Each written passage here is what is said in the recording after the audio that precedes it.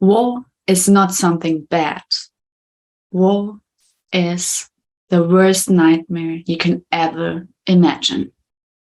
This is what Pavlo told me 2 weeks in when the war started. 5 months later, I'm meeting him again via Zoom.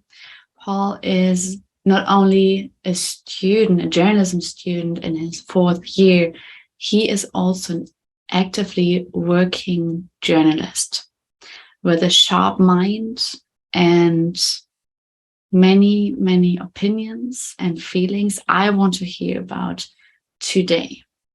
It's the 174th day since the war of aggression against Ukraine has started.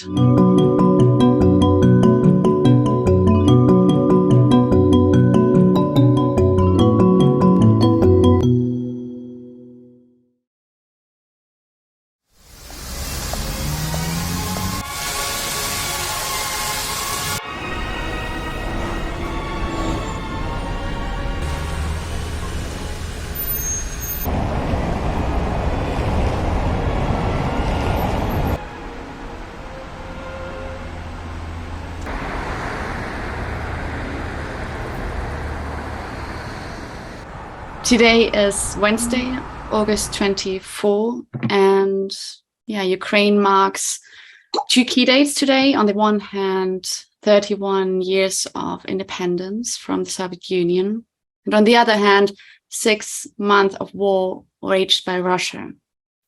How did you spend the day today? Okay, so as you know, previously I work as an senior editor at the Ukrainian foreign broadcast in English, and I've been working without weekends and holidays for the 3 last weeks, and right now I am on vacation, a 2-week vacation every year, a legal holidays which every working person in Ukraine and in Europe can take to relax and to take a deep breath and to prepare for the next year of work in autumn. Okay, so vacation, what does it mean in times of war? I've been thinking a lot about how do we live, what this lifestyle looks like, and if you could imagine the United Kingdom and the British Empire during World War II. So in London and other cities, it was a constant air raid alarms and air bombings. But in the 21st century, the planes are replaced with cruise missiles, which can hit precisely most of the places, all of the places on the territory of Ukraine, but they get shot by the anti-air defense. So it is the constant threat of airstrike with missiles. And at the same time, in 1941, the British soldiers were in direct clashes with the African Corps of Rommel of Nazi Germany in Egypt. So the British army, led by Sir Montgomery, was against the German army in Egypt, and it was a direct conventional war happening at the same time. So, and in Ukraine, we combine both. In the east and in the south, partially of our country, direct clashes and harsh conventional warfare, World War II style, is happening at the moment, with no ceasefires and no relax at all. Very, very harsh conventional war. And at the same time, in the cities of Kyiv, Lviv, Ivano-Frankivsk, Ternopil, Rivne, all the city centers, regional city centers, they are under threats of missile attacks because planes don't dare to fly into the territory of Ukraine. The anti-air defense the anti-air defense warriors, at first, they are very experienced right now. Each battalion of anti-air defense has over 40 hit targets, and it is an enormous number of metal and targets that were hit. If you could imagine, more than 2,000 tanks, Russian tanks, were destroyed in 6 months of war. And the total amount of military equipment was destroyed for almost $17 billion, Russian equipment, with approximately 46,000 people dead from the Russian side army. And we cannot count the number of the so-called Luhansk and Donetsk People's Republics proxy states, which illegally use Ukrainian citizens. They recruit them, draft, yes. And some people say it's about 70, 80,000 only from those people. And 45 are the casualties of the Russian army. So it is already the triple size of the United States casualties in 10 years of war in Vietnam, already in 6 months. It's like 10 size casualties that Afghanistan war was happening, both the American and the Soviet Union. So it's a horrific war, but at the same time, life goes on, and people at the rear work for the front. They make the economy working. They make it work. The goods are being produced. What is most importantly, food is being produced and exported thanks to the partners from Turkey, which are guaranteeing protection of the exports. And many, many millions of people can have now access to cheap food. For African countries, it is very important because they simply couldn't have afforded to buy food from other sources, even from Russia. Thank you for clarifying that and to telling us more about the dimensions of the war. When we again take a look at the Independence Day today, compared to a year ago where you celebrated the 30th Independence Day, how do you perceive time, like from last year's Independence Day to this year? Does it feel long for you? Is it what would you say? How do you perceive time? The time is going very fast because every day now for the last 6 months, it is every day of work.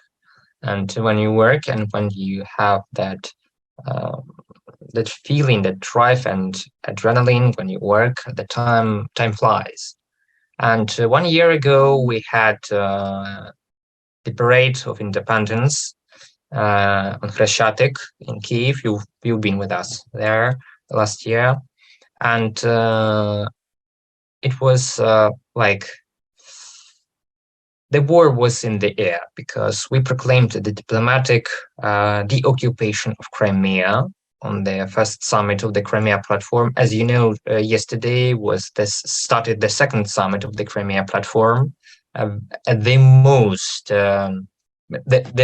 major, the largest international event ever held in Ukraine, with participants from 60 countries of the world.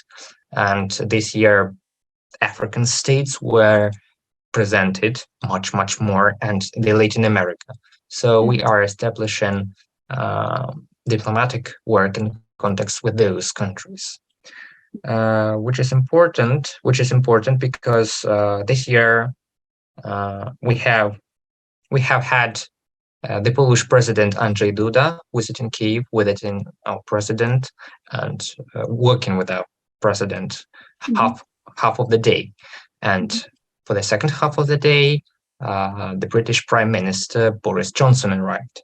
And he spends right now the second part of the day with our president and our Minister of Defense and the Prime Minister and the Minister of Foreign Affairs. guaranteeing with that the security of our top persons because of the threat of missile strikes from Russia. Because if they hit our top officials, our top politicians, they will hit also the British or the Polish politicians, and that will trigger the fifth article of NATO. Yesterday, also the UN Security Council held an emergency meeting, right, to discuss the fight near the nuclear plant in southern Ukraine. I mean, a path forward to avert a nuclear disaster still remains rather unclear. Does this cause you great concern? You know, that at the same time concerns me, and not because we fight with people with the greatest maybe cowards in the world. And what they will certainly do, they will not evaporate themselves. They will not trigger the doomsday button. So they love themselves too much for that, and they are afraid for themselves. At the same time, they hit the thermal electric plant in Zaporizhia, which has a lot of radioactive dust, because when you burn coal, it is radioactive, up to 3 times more than the norm. So they are bombing that station to provoke the radioactive storm. And for the last 2 days, we had a storm, a dust storm. Probably it was a natural way from the Kazakhstan, but they want to use that dust again, to use it against the civil population. And to be honest, the UN Security Council is not very useful right now. It won't be useful until Russia has a veto there, and until it is the part of the global national, the global international law. They are the greatest violators of the international law in the world since 2014. And at the same time, they use it to ban all the decisions from the UN and the IAEA.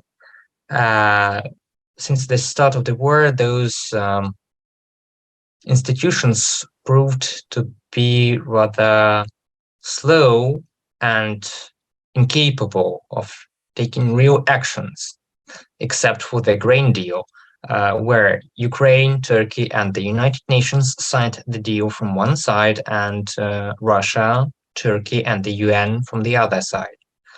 What can we say about that deal? When the UN Secretary General Antonio Guterres was in Kyiv for the first time, Russia bombed Kyiv with 4 cruise missiles. So that is the attitude of this state, if I could call that like that colonial imperialistic country, which still uses the practice of the 19th and the 20th century, which still lives as a colonial empire. And that's the attitude of their state to the international law. Can I ask you quite simply, how are you doing? How are you? I guess I'm fine. Really better than some people, and people at the front lines and in the frontline regions, frontline settlements and cities and towns, villages. I've got a friend, Anastasia Zhuk, which is a military correspondent in foreign broadcasting service, and I just asked her, "Where are you going?" Like, she says, "I'm going for a work trip." I ask her, "Does it explode there very much?" She says, "Oh no, it's just the white phosphorus bombs. I just could hide in the dugout for a time." And of course, I do better than even the military correspondents from the front lines. But I have a lot of work, a lot of important work, which I devotedly do every day because, that's the way. We either win the war or we lose the war. We will do everything to win our common war. It is the war of Europe, of Africa, Latin America, North America, of everyone, because the enemy that we are fighting is the greatest blackmailer in the world. No other state has ever used a nuclear power plant to blackmail the world. Even the Al-Qaeda and Osama bin Laden, the greatest number one terrorist in the world, it seems like a joke right now. Yes, he killed 3,000 people and he is the number one terrorist in the world. How many people killed Vladimir Putin regime? For 20 years, it is the second Chechen war, it is war in Central African Republic, it is war in Syria, in Ukraine, both in 2014 and 2022. And the question is, who is the real greatest terrorist in the world? The unfortunate in this question. What is your biggest concern at the moment? My biggest concern is to win the war before winter, before the snow starts falling, and before it is cold, and because wars are won before winter, and we should do that before the cold weather starts. That's really my greatest concern right now at the moment. Thank you so much for this interview and for your time. Okay, I was glad to see you, as Me too. always.